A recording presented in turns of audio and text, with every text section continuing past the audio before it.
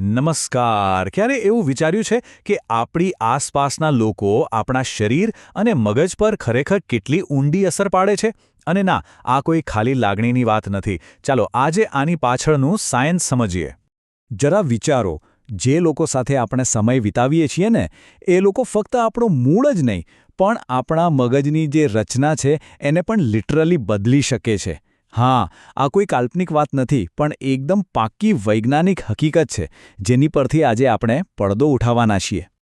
પણ આવું કેવી રીતે શક્ય છે, બરાબર? શું આપણા સંબંધોની અસર આપણા શરીર પર પણ પડે છે?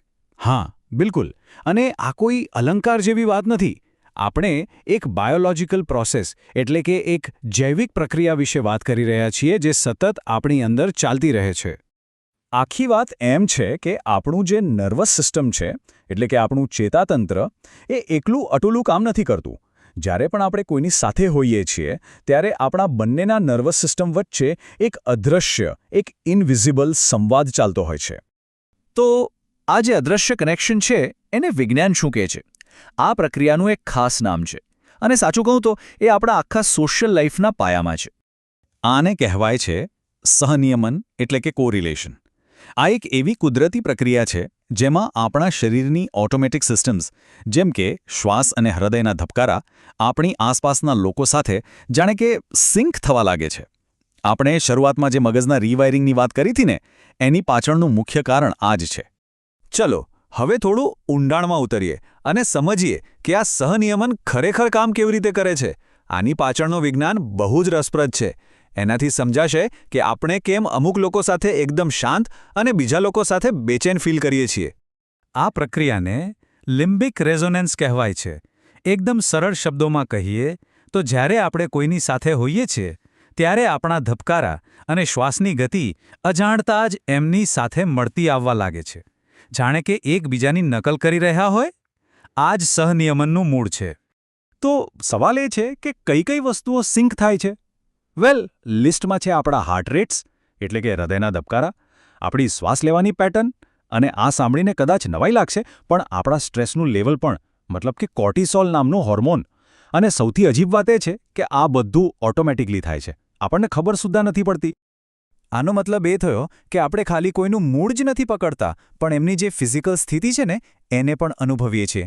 આ 2 સ્ટેપમાં થાય છે. પહેલાં આપણે અજાણતા જ એમની નકલ કરીએ છીએ, અને પછી આપણું શરીર પણ એ જ રીતે રિએક્ટ કરે છે. ઓકે, તો આ તો થઈ ટૂંકા ગાળાની અસર. પણ જરા વિચારો, જો આ જ પ્રોસેસ વર્ષો સુધી ચાલતી રહે તો લાંબા ગાળે આપણા મગજ પર આની શું અસર થતી હશે? ચાલો જોઈએ. આ સમજવા માટે ન્યુરોપ્લાસ્ટિસિટી શબ્દ જાણવો જરૂરી છે. એનો સીધો મતલબ એ છે કે આપણું મગજ કોઈ પથ્થર જેવું સખત નથી, પણ ભીની માટી જેવું છે.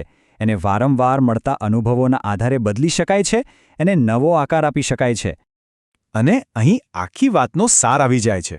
જુઓ, એક બાજુ છે સારા અને સપોર્ટિવ લોકોનું વાતાવરણ. એ આપણને શાંત અને સુરક્ષિત ફીલ કરાવે છે, જેનાથી આપણો સ્ટ્રેસ ઓછો થાય છે. અને બીજી બાજુ છે નકારાત્મક વાતાવરણ, જે આપણને હંમેશા તણાવમાં અને ફાઇટ ઓર ફ્લાઇટ મોડમાં રાખે છે. આનાથી સ્પષ્ટ થાય છે કે આપણું સામાજિક જીવન આપણા શારીરિક સ્વાસ્થ્ય માટે કેટલું બધું મહત્વનું છે. તો હવે જ્યારે આપણે આની પાછળનું વિજ્ઞાન જાણીએ છીએ, ત્યારે આપણે આપણા રોજિંદા જીવનમાં આનું શું કરી શકીએ? ચાલો, હવે કેટલીક પ્રેક્ટિકલ વાતો પર આવીએ, જે આપણા શારીરિક અને માનસિક સ્વાસ્થ્યને સુધારી શકે. અને આ સૌથી મહત્વની વાત છે. આને બરાબર સમજજો. કોની સાથે રહેવું એ ખાલી એક સામાજિક પસંદગી નથી, પણ આપણા શરીરની એક જૈવિક જરૂરિયાત છે. જેમ સારું જમવું જરૂરી છે ને, બસ એટલી જરૂરી સારા લોકોની સોબત છે. તો આપણે આપણા નર્વસ સિસ્ટમને કેવી રીતે પ્રોટેક્ટ કરી શકીએ? અહીં કેટલાક વૈજ્ઞાનિક રીતે સાબિત થયેલા ઉપાયો છે. એવા લોકો પસંદ કરો જે વિશ્વાસપાત્ર હોય. જે લોકો માનસિક રીતે થકવી દેતા હોય, એમની સાથે એક મર્યાદા નક્કી કરો. સક્રિયપણે આપણું સોશિયલ એન્વાયરનમેન્ટ મેનેજ કરો.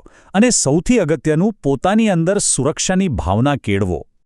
આ આખી ચર્ચાનો જે નિચોડ છે ને, એ બસ એટલું જ છે કે આપણે જે લોકોને આપણા જીવનમાં રાખવાનું પસંદ કરીએ છીએ, તેની સીધી બાયોલોજિકલ અસર આપણા શરીર પર પડે છે. આ ખાલી લાગણીની વાત નથી, આ શુદ્ધ શારીરિક સ્વાસ્થ્યની વાત છે. તો ચલો, આ એક સવાલ સાથે આ ચર્ચાને અહીં વિરામ આપીએ. આપણા નર્વસ સિસ્ટમનું નિયમન ખરેખર કોણ કરી રહ્યું છે? આ સવાલ પર વિચાર કરવો આપણા સૌના માટે ખૂબ જ જરૂરી છે